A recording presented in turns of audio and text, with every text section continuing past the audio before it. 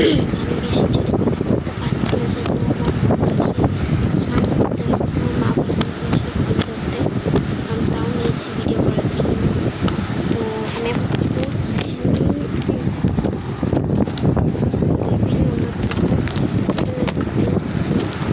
তো আমার হ্যাঁ, আমার সামনেই পরীক্ষা, সেহেতু আমি পড়তে হচ্ছে। তো দেখেই বুঝতে পারলে এটা সায়েন্সের পড়া হচ্ছে। এখানে আমার ইংলিশ কমপ্লিট হয়েছে, এখন আমি সায়েন্স পড়তে বসেছি। তো আমার দুটো খাতা